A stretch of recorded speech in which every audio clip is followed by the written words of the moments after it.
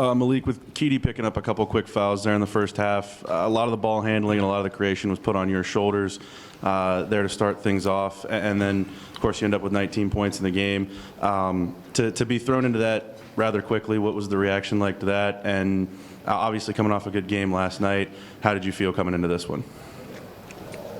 I felt ready to play. You know, Keedy, he's a good defender. I don't think he should have got those fouls called on him, but he did. So when my time is called, I go in the game and try to contribute and help the team as best as I can as soon as I get in the game. And I played as soon as I went in, what was it, like 18 minutes, 19 maybe? I was already warmed up from warm-up, so I was ready to go.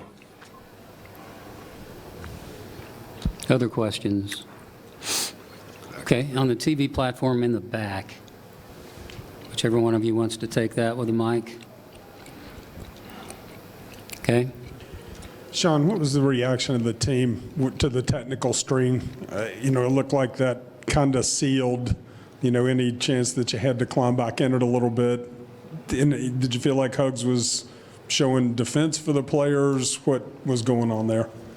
Yeah, I mean, he was definitely trying to defend us. That's what he's done all year. It's not my place to say whether the calls were right or wrong. My job is to play, but no, I mean, the technical sequence was early. We had, I mean, even the second half. I know it wasn't. I mean, we still cut it. We still cut the lead a little bit. The sequence was early. We had a lot of time left to play. Just couldn't get it done. Other questions? We'll bring Coach Huggins in.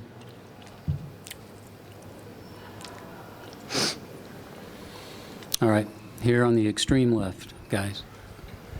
Hey, Coach, this isn't about your game today. I know you talked a little bit last night about Coach Weber. You guys had a nice long handshake, and then now we found out he resigned now. Just any thoughts on his tenure there at K-State? And I don't know if you saw or heard any of the comments he made last night kind of about his path and the state of college basketball right now. Well, obviously, I've known Bruce for a long time, and he's always been a hard-working, good guy, and I think the job he did at K-State is commendable. And I mean, I was there for a year, and so I mean, I have a little bit of an understanding about it, but I think he's done a great job. He's had a great career. I mean, when you see, you know, some of us aren't blessed to walk into ready-made programs, and I think Bruce is one of those guys. I think, you know,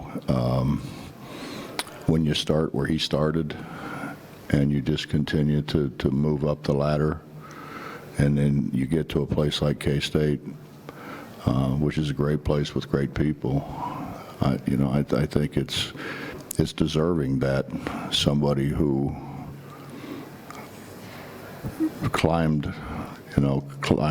fought his way up through, you know, starting at a smaller place and then maybe a little bit bigger place, and you know, I know he owes a lot to Gene, and Gene's a very dear friend of mine as well. Hey, you know, the time comes for all of us to lay it down.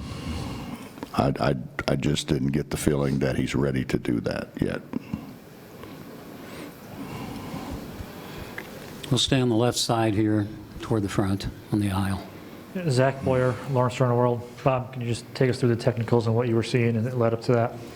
I'm going to stand up for my guys. I have never not stood up for my guys. So, I mean, it is what it is.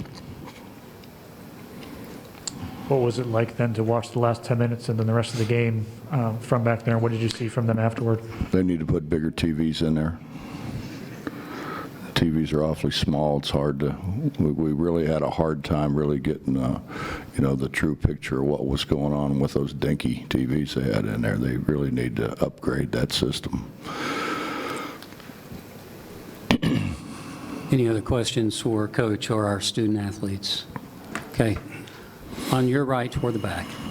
Coach, with a quick turnaround from last night, do you think tired legs may have had something to do with a slow start?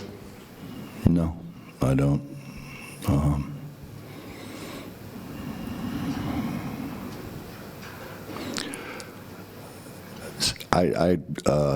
I could tell you a lot, but it wouldn't do me any good or West Virginia University any good, so I'll leave it at that.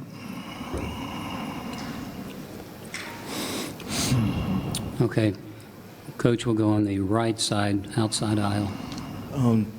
Dre Bradley for the University Daily Kansan here. This is a question for Sean McNeil. You scored 3 points and were held to 1 of 9 from the field today. What about Kansas's defense that affected you on offense today? Yeah, I think coming off of, the way I played yesterday, they were obviously a little more dialed in. The looks I got, were contested, I thought, but half those I just didn't hit them today. It was one of those days.